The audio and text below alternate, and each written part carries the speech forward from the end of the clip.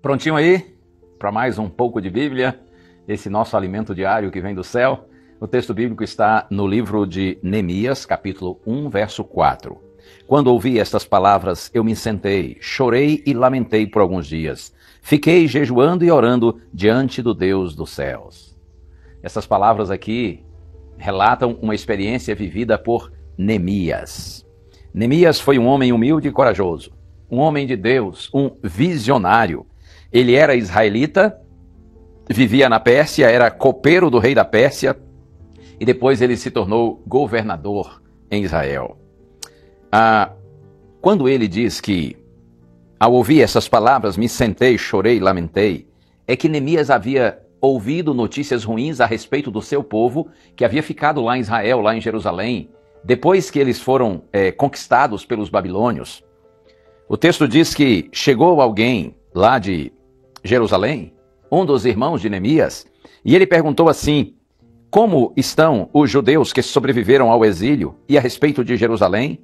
E então a resposta foi: as muralhas da cidade continuam em ruínas, os seus portões foram destruídos pelo fogo, e o nosso povo lá em Jerusalém está em grande miséria e humilhação. Diante dessas notícias tão ruins, é que Neemias diz que ele, ao ouvir essas palavras, se assentou, chorou e lamentou por alguns dias, e aí mais, fiquei jejuando e orando diante do Deus dos céus. E aí, quando Neemias estava nesse período de jejum e oração, clamando por uma orientação divina, eu mostro para você agora o que está aqui no capítulo 2, verso 2. Um dia, quando ele foi servir o rei, porque ele era copeiro do rei, está escrito que o rei lhe disse assim: porque o seu rosto está triste, se você não está doente, isso tem de ser tristeza do coração. E Neemias aproveitou a oportunidade e disse para o rei: Senhor, como eu poderia estar feliz se a cidade onde estão os sepulcros dos meus pais está em ruínas e os seus portões foram queimados? E o rei disse assim: Neemias, o que você quer? O que você precisa?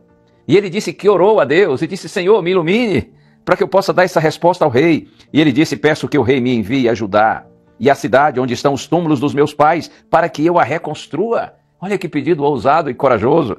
Então o rei disse assim para ele: quanto tempo vai durar a sua ausência? Quando você voltará? E olha, resumindo a história, o rei deu tudo o que Neemias pediu e ele diz assim: porque a mão do meu Deus estava sobre mim. A mão do seu Deus, do nosso Deus, está sempre sobre nós quando nós o buscamos com sinceridade. Felizes são aqueles que em seus momentos de aflição, eles sabem transformar a crise numa oportunidade de intensificar a sua caminhada com Deus. Veja que o texto diz que Neemias, ao ouvir essas notícias ruins a respeito de Jerusalém, ele sentou, chorou e lamentou, mas ele não ficou só chorando.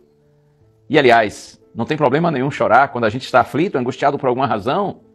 Homem também chora. E homem que é homem chora, não é?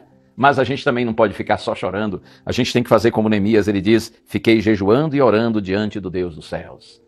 E o Deus do céu o conduziu, e Neemias partiu para uma grande e decisiva ação para abençoar o povo do Senhor. Deus lhe abençoe. Transforme suas crises numa oportunidade de intensificar sua caminhada com Deus, e você verá que Deus sabe transformar a crise em amadurecimento, fortalecimento e crescimento para os seus filhos. Vamos orar?